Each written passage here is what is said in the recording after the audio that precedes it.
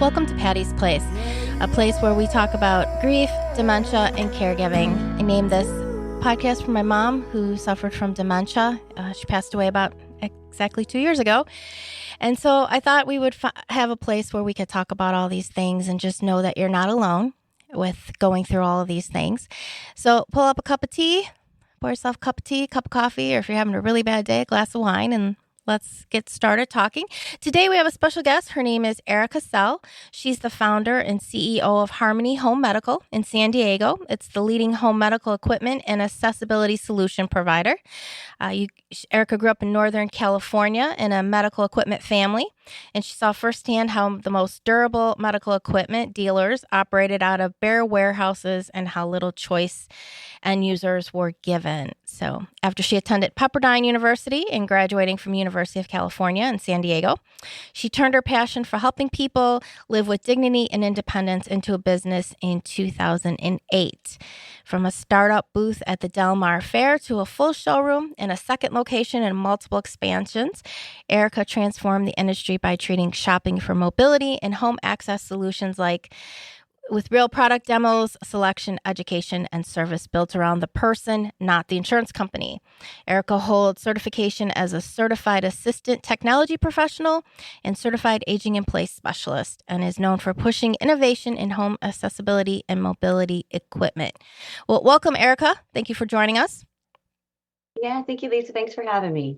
So this is very interesting. It's a very interesting industry for it. So you got started with all this, because you said you came from a medical equipment family and that. So what do you think people need to know about like assisted devices and that? There's so much. So yeah, I came from growing up working in my mom's store that was an insurance-facing store. So they almost exclusively worked with third-party payers. And I actually went away to college to not work in that industry, and I came back for a family emergency. And during that time, I saw how there were specialty products, things that most people don't know exist, and we can go into some of those today, Mm-hmm. called shower buddies and ceiling lifts and vertical platform lifts, all these different things that most people didn't know about because insurance doesn't cover them. My mom's company was doing them for an agency called Regional Center, which services developmentally disabled clients, usually, kiddo populations. And I was like, why don't you show this to our seniors? Why don't you show this to all your clients in general? And she said, well, because Medicare doesn't pay for it. So that doesn't mean people shouldn't know about it and see it. She goes, I just don't think that people will pay for it. And I said, I think it might be off. Let's try this in the city because we lived in a small town. Okay. And that's kind of where the idea was born, to come down and try it in San Diego, the big city, and see if people would be interested in learning about these more specialty. Now they're not so obscure, but at the time they were obscure things. Roll-in showers weren't ever talked about then. So I developed a tiny little showroom after the Del Mar Fair was a success. I developed a tiny little showroom, just cramming every single piece of nicer equipment and helpful equipment I thought people would want to learn about. Like I had a ceiling of, there's 1,000 square feet, this place. And I had a ceiling lift in there, a roll-in shower, a walk-in tub, the tiniest of power chairs, the most nimble of scooters, the things that weren't really covered, along with the more covered items too, where I could fit them, but really seeking products that delivered value over just economy, and were most of the time not all the way covered by insurance. And so our store, and still to this day, is kind of like the Toys R Us for the aging adult, and an educational hub where you can come in and kind of explore what's available beyond what you might hear or get referred by your physician. And that's really a good point, because as you go through caregiving with your parent, there are things that you come across and you're like, okay, how do I take care of this? Like with dementia, they just don't like taking showers for it. Mm-hmm. So Mm-hmm. it's quite a challenge with it. So let's start with dementia. So how do we make caring for a loved one with dementia easier? What are some products that we could try? Yeah, so it's such a spectrum with dementia and how people default to either like a happier version or maybe more combative version. But starting with the shower and the bathing, there's of course the full gamut, which is that roll-in shower and you roll them right in a chair, and there's not a lot of need for transfer and participation from the client. That's the ideal outcome, but it's also the most expensive outcome. Okay. It's like a bathroom remodel, a rolling piece of equipment. Um, those are great. Sometimes if someone is combative even to that level with water, there's a couple things that we can roll back to. Before I get to those, in between there, we have products like the Shower Buddy or new product system, and these are really cool. A lot of people don't know these exist. These are little tracks that you set in your shower or your tub that a rolling bath chair comes and connects to. So then you connect to that track and you slide it across, and it creates the same outcome for the patient as a roll-in shower, meaning there's no transfers. Everything is wheeled safely from the bedroom to the bathroom. Can also do toileting from that chair. And so everyone's safe in the bathroom and they don't have to participate a lot to get that shower done. It's getting the construction outcome without the cost of construction. The caregiver just needs to do a couple extra steps with clicking the track in. Okay. Um, those products are really cool, and those products are 3 to 5,000, where a full bathroom remodel is, up in the teens of thousands or higher. Um, but then if someone really doesn't like the water aspect, if Hmm. that's the piece, then the bed baths and the special items for bed bathing are out there.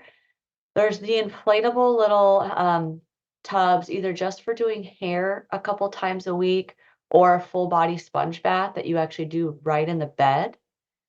And then the latest product I saw, which we still have, but it hasn't taken off, but it's a really neat idea. And I'm sure people do this at home in their own way, but it's the bed spa. And it is a warming bottle of water. It sprays really fine mist. And you use that with the no rinse shampoos. You put the no rinse shampoos and body washes on. And then you wipe them off with this warm kind of spa feeling mist of water with a hand towel. It's about as elegant as a bed bath can get, Okay. and that's some way that people can get a little bit more clean and a touch of moisture and water on their skin to remove the buildup that can happen. Because when we're not caring for our skin and not getting the layers and the buildups off, that's when problems like skin breakdown, decubitus, rashes show up, which can be a lot worse than sometimes the stress of the behaviors coming out in the shower. So it's different for everybody, but it's kind of a spectrum of best to minimalist, that we could do with the shower. And that would be consulting with a company like Harmony about the behaviors and budget that people are working with and mobility level, of course. Oh, definitely, because it is it's a struggle. Uh, I don't know if it's the way that the water hits the person with dementia, their skin or something, but that tends to be such a struggle, even for caregivers. Because my mom was in a memory care unit, and the caregiver struggled with that to take care of her. Like I would be happy if they were able to get it every couple weeks. They got her. Yeah. The Once, change the yeah. change, I think, is hard. Even just the change in their current state, Mm-hmm. can be upsetting. And so, yeah, so I have to get creative. I have a caregiving company that uses like music and aromatherapy Yeah. to try to calm the setting before doing the bath. Um, so yes, yeah, I know that it can be tough, but those are the mobility tools that might help to get it done. Yeah, exactly. And when hospice came in, that's what they started with. They started with the music, and while she was still somewhat mobile, they were able to get her in the shower, and then they ended up doing the bed bath and things like that. But I could see where like that Yeah. warming might help too with it. Uh, Yeah, it's really gentle. Like you could do your own version with warm water in a spray bottle, mhm. but the way it mists is super gentle, so it doesn't feel shocking whatsoever. Yeah, I could see where that would be really helpful. for them. So what do you suggest? Like, what are some of the best products to help families with caregiving in general? General. Well, some of the things that people don't think about that are this one is again a little bit on the higher end of things, but the bed setting, Mm-hmm. the bed that people use is this is our best category. Our most popular category is beds and bed surfaces. And what we find with so many of our clients is they need, positioning always beyond a semi-electric. So insurance covers a semi-electric hospital bed. Mm-hmm. That's a bed that you have to crank up and down, but the Yes. head and foot oscillate. So that's what's covered on insurance. At the minimal, people need the high-low powered feature so they can change quickly for transfers and for care. But for caregiving, and a lot with dementia and just the psychology of coming home and not home to hospital, our high-low adjustable bed line has been extremely successful. And that's beds that do the extra high, so the caregiver doesn't need to bend over and hurt their back, and the extra low, so they don't risk injuring themselves if they roll or fall out of bed. And all of that is in a package that looks just like a traditional bed. You have no metal framing, it's padded, there's color selection. And that sets the patient at ease that they're coming home or they're living in a non-medical space, a home environment, which tends to have better outcomes when they come home versus when they're in a hospital. So if they're going to be able to be discharged home, they tend to do better. And if we can make that home feel even more home-like with products that integrate into the setting, then everyone is just happier that way. So those beds can be a huge success or a huge help when someone's coming home to help them feel happy about using this equipment and being open to it. And then for the caregiver, that high-low feature, which is available in also the hospital bed style beds, that saves backs. If we're doing dressing changes, rolling the client in bed and not transferring out, even getting a sling on for using a patient lift, all of those things to do it at waist height versus down closer to like thigh or knee height is huge for the caregiver. Oh, for sure. I know.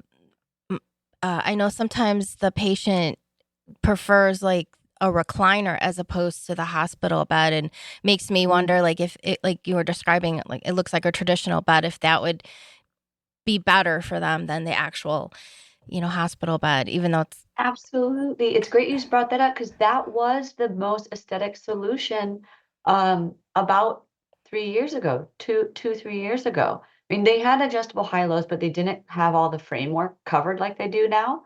And a lot of people opted for that lift chair. It's still Mm-hmm. pretty. It has a lot of infinite positioning options.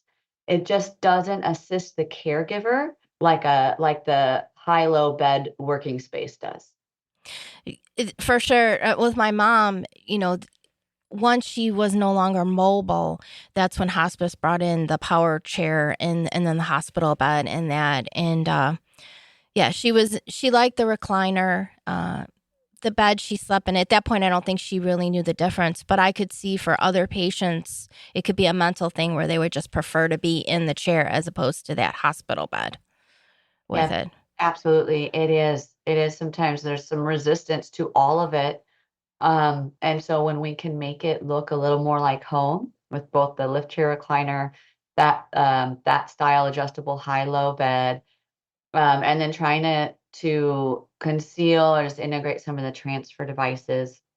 So that's the other category where there's some products that people don't often know about that can be really helpful for transfers because transfers is a tough topic too. Nobody likes to hurt their back, and nobody likes to bring in the traditional manual Hoyer lift or patient lift. Okay. Yeah, for it is, you because you don't want to hurt your loved one, but then you don't want to get hurt, and you don't realize how many Exactly. times that you do end up transferring when they aren't mobile anymore or they're very shaky, Yes. or they're prone to Eh, falls. So what are some things in the transferring area that people can Yeah, do? there's kind of like a pyramid, right? From the bottom up as far as mobility need goes.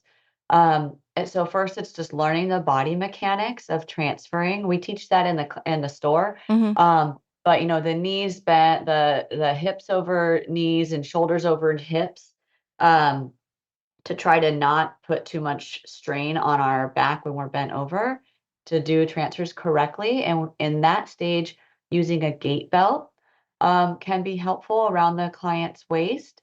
And then using the lift chair to help do the lifting and using grab bars or floor to ceiling poles. Floor to Okay. ceiling poles are awesome. Sometimes people aren't aware of them. They're like floating grab bars, they're tension mounted and they're very strong. So the client can yank on those versus yank on you, and you can help them up. So you're not the transfer bar. There is a transfer bar, and you can put those anywhere.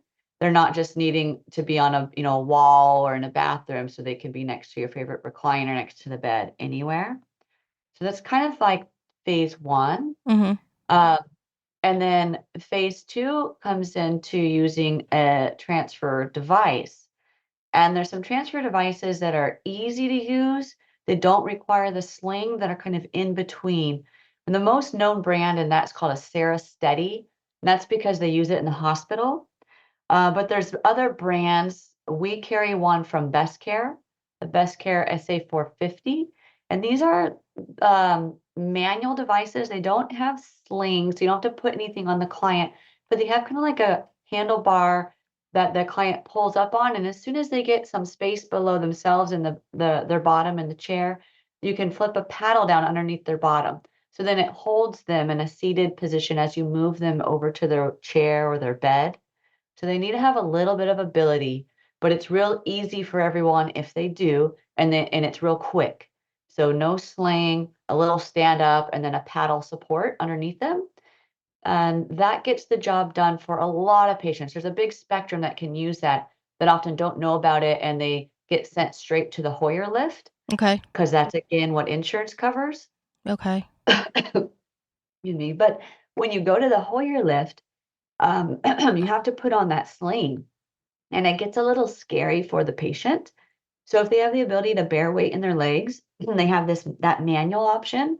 And then after the manual option, there is a powered sit to stand where they're using a sling, but it's basically just a piece of fabric thrown behind their back and their armpits, and it lifts them up instead of their legs having to do the lifting.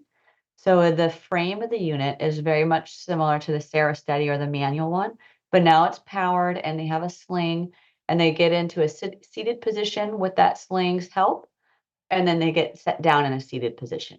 So they're not flying in the air ever at any time. Their feet stay on the platform of the lift, and they can transfer in that 90-degree seated posture. So it's easy to land in the right position into your wheelchair or into your lift chair. So that is the kind of third phase where they have still the ability to bear weight through their legs and moderately participate in the process, but they really don't need a lot of strength. I even have paraplegic clients that can do this. Mm-hmm. They just have good bone density still and flat feet. They can still use this lift. It, And then the last stage is that full assist with a Hoyer, a mm-hmm. powered Hoyer, or a ceiling lift. Any of those require the full body sling or divided leg sling, but it covers, most of your body, and it lifts you up in a hammocked position. Okay. And that's the last phase of transfers. It, A it, it, lot of people, oh, go ahead. I was gonna say it makes me think of when my mom ended up having to be in the wheelchair and transfer. She did not like being in the wheelchair, so she would shuffle her feet. And when they would try to transfer her, she would like grab onto the TV and all kinds of stuff because like she just didn't like that. Like it was like her way of holding on to her last minute of independence. She hated all that. Yeah, she hated all the equipment. Yeah. Right? Yes. Yeah, there's such a psychological barrier to equipment for the end user until they see that it delivers them this newfound independence and ability. With your mom's case with dementia, that bridge is sometimes harder to cross and Hmm. harder to find. But for a lot of people who are aided by it and then able to do other things as a result, it does change. But there's always that first, barrier to entry with their beliefs around it.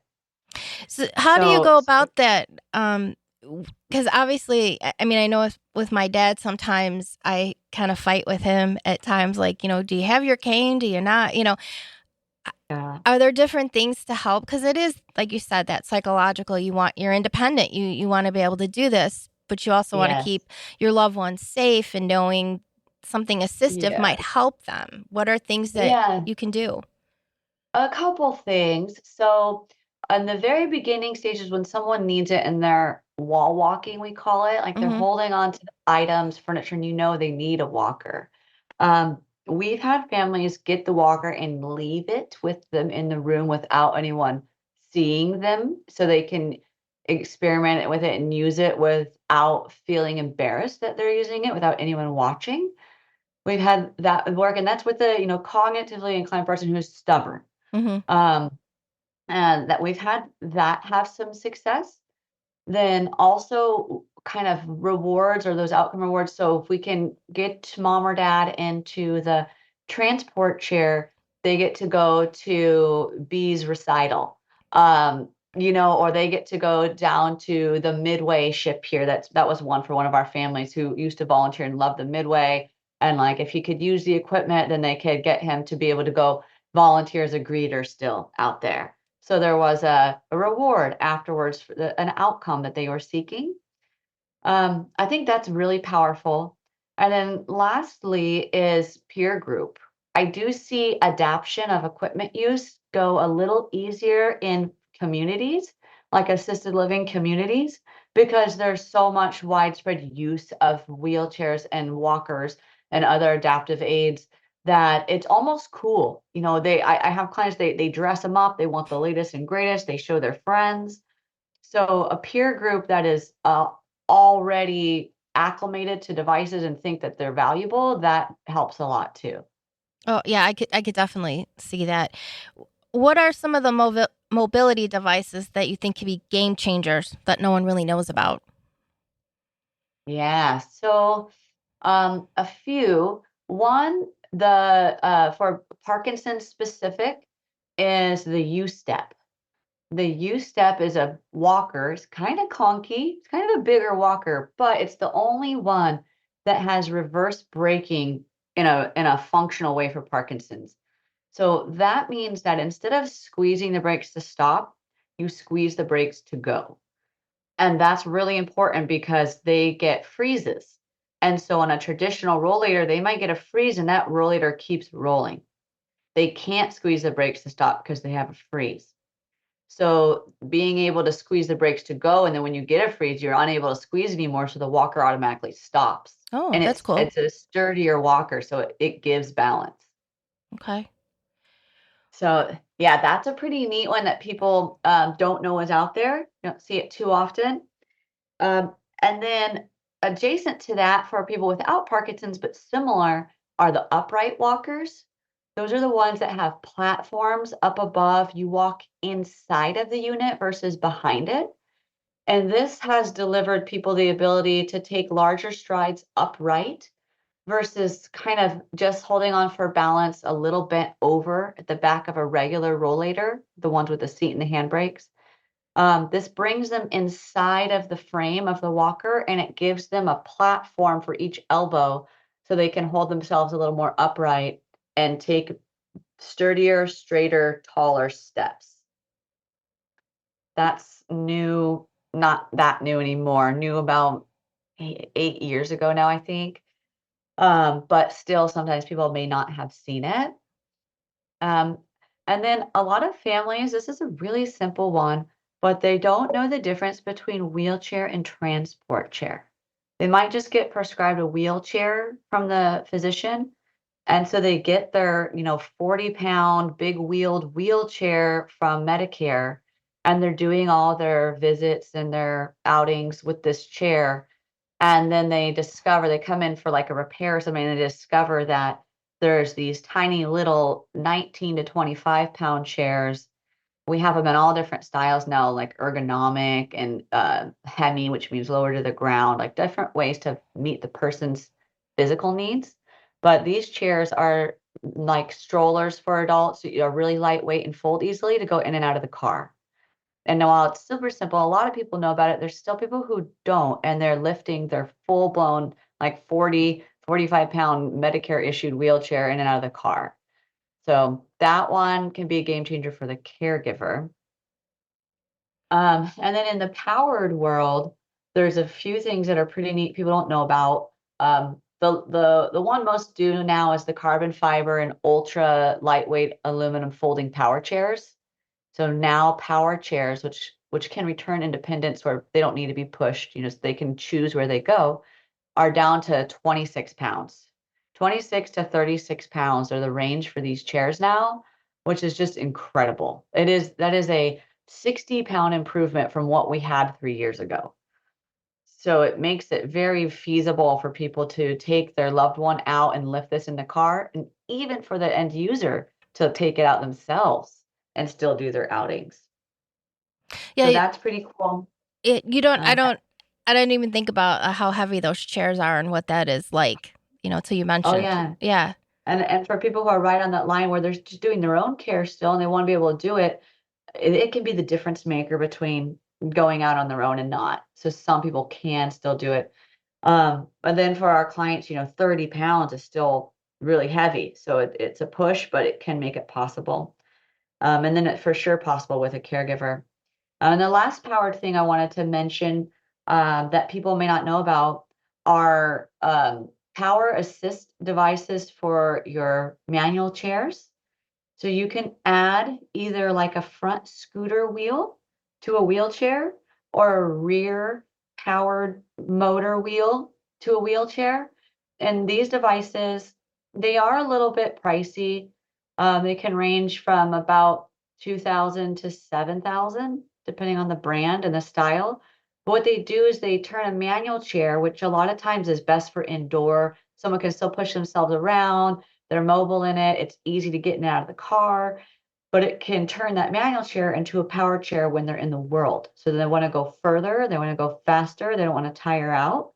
They can add one of these power aids onto their manual chair, and they're both very light. So they're still getting lightweight things in and out of the car, and being able to have those dual devices, manual chair inside, and add this power device when you're in the field.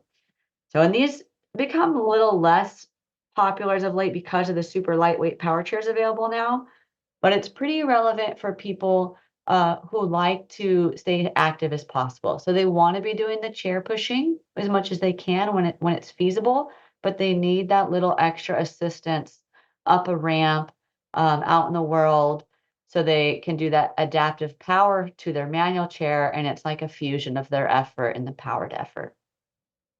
So let me ask you. I know a lot of people, they might be listening and being like, "Okay, sounds really great," and some things the insurance will cover, some things don't. How do they go about if the insurance or Medicare won't pay for it, but they know this will help their loved ones?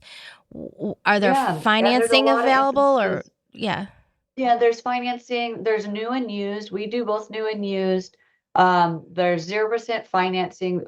We use a company that does 0% financing for I think it's 16 months or 18 months. And then there's charged financing after. There's also like a reimbursement form. So if one of the items, say like a nice wheelchair, the basic wheelchair code is covered, they can submit the invoice with the reimbursement form to Medicare and get reimbursed what Medicare pays, which can often be only a fourth or a fifth of what the product costs, but it's something they Mm-hmm. may be able to get reimbursed. And then the other things that exist sometimes are grants. Depending on a diagnosis or your area, there can be grants in place that can help fund for some of this stuff. But a lot of times people are paying out of pocket. And so how we help with that is we do financing, new and used, rent to own. Those are kind of programs that we try to make it a little easier. Okay. Now, where should somebody start? I mean, obviously, if they're in California, they can go to Harmony Yeah, Medical, where would be somebody be like, I don't even know where to begin to start. How do they even look up a place to get help? yeah, I would do a Google search, so medical supply near me, and see if there are any medical supplies that show their retail store. You can Okay. kind of tell online if it's a warehouse, insurance one. You can call them too, and see if there's somewhere you can walk into. A lot of my industry is small mom and pops. There's a lot of great small mom and pop dealers around the U.S., like Harmony. Hmm. But a lot of areas, especially more rural areas, don't have it. They don't have that option. But I would start there and see who's local, who can help you.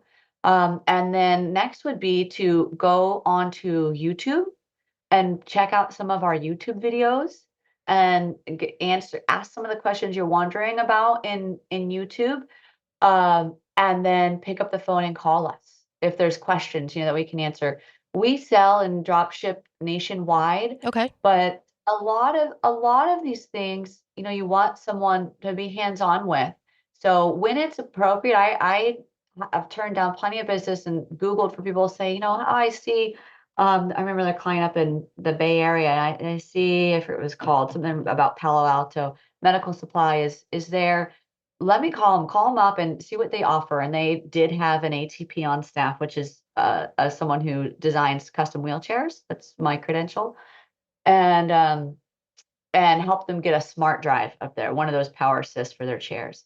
Because some of these things really take someone measuring you and understanding you and getting you the right product ordered. It's not real easy online.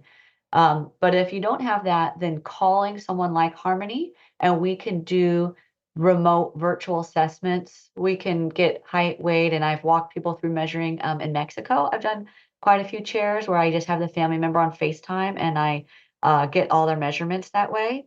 So there's ways to go about it, but I definitely think a little bit of your own research online and then working with an industry expert in your area or remote if you don't have one would be the best place to start. And whether you purchase or not with that company, at least it helps weed out some of the mistakes you might make. I see that a lot. I have a lot of people call us and say, "Will you buy this or will you buy that? I bought this on Amazon. I bought this on Spin Life. It doesn't work for my mom or dad." And we don't buy back product lines that we don't sell. And so, they're stuck buying multiple times products when they could have bought it once with a little bit of help. Yeah, I mean, Amazon is nice, but when it comes to caregiving and that, you really do have to match it to the individual. Yeah. Y- And when you're getting a bigger item like a bed or a wheelchair, power chair, you want a place that you can get it serviced at. So again, why a local dealer is great, and the first choice. And then if you work with someone, if you don't have a local dealer, and you work with someone like Harmony to do it nationwide or remotely, need to make sure that the white glove or the tech support services are in your area, or find that out beforehand. We have for different product lines, they're called different things, but like for our lifts, it's called Lift Squad, and it's a network of installers and technicians throughout the country. So people who can help you fix things, because it is equipment, it is mechanical. There will be times when you need to have a repair or a battery swap or something, so it's good to make sure you have some support. And then lastly, what are the most commonly used pieces of equipment for, say, dementia or ALS or just aging in general? Bath equipment, it usually starts at a bath equipment inquiry, and grab bars are the new safety belts. Everybody should have them. I have them. Everybody should have them. They're beautiful. There's nice ones. So outfitting your bathroom is number one. It's the place where 80% of the falls that happen at home happen. Um, and then the looking at transfers and home access, I guess, would probably be next. So, if you're using the wheeled device or threshold ramps and are in and out of our house safely, um, is really important. Then going up to the bed. The bed, it's kind of like the progression of getting less and less mobile. Eventually, that bed becomes a really important piece of the care. So making sure that if you're getting a bed on insurance or hospice, pay the difference to have them make it a full electric, a high-low full electric. They can do that. You just need to Oh, push them a little bit. they Okay. can do it. Okay. Uh, so that could be, majority covered when someone qualifies, and they just pay the difference on it. But looking at that and deciding what kind of bed you want for care when you're getting a little later down the line, when you have a lot of caregiving going on, becomes real important too. Oh, definitely. I mean, it's so overwhelming being a caregiver. It really is. Yes, So, yes, and then, the pinnacle rule for all caregivers is care or like the airplane too, like, put your oxygen mask on first. Take time to take care of yourself, to learn the safe transferring techniques to make sure you don't hurt yourself. Because if you're hurt, you can't care for your loved one. And look for resources in your area. What are there respite care programs? Here in San Diego, the Alzheimer's Association, the local one, has a respite volunteer program. It can take time to get paired with, but after you can get, I believe it's 5 hours a week of a volunteer to come over and give you a break to go get your hair done, go to the doctor, go, what you need to do. And so making sure you've got you breaks is really important. yes, yes, it really is. So, you mentioned your YouTube channel, so I'll go ahead and why don't you tell people again how they can look up your YouTube channel or your website as well? Yeah, it's harmonyhomemedical.com. And on YouTube, it's the same. Just type in Harmony Home Medical. We're the only one on there. Will come up, and there, if you type in questions or products on there, it should come to the video, or you can scroll them. We have a lot of different videos, and we're going to continue to add them. Um, and so on our website, we have a product education tab where you can go in and learn about the differences between manual chairs, the differences between power chairs, the differences between beds and lifts. And that's a helpful place to do some learning around what might best suit you or your loved one's needs. And then we're always a phone call away. I have a great, helpful staff. We don't mind answering questions no matter where you are. And always happy to help people get started in the right direction. Well, thank you, Erica, so much for joining us today. This was very, very informative. Thank you. Thanks for having me. It was my pleasure. Thanks for doing this. Oh, thank you. So, I hope today has been helpful for our caregivers and assistive technology. So, hopefully, you enjoyed your cup of tea or your cup of coffee, or if it was a really bad day, a glass of wine. And hopefully, you know you're not alone here. And join us again for another edition of Patty's Place.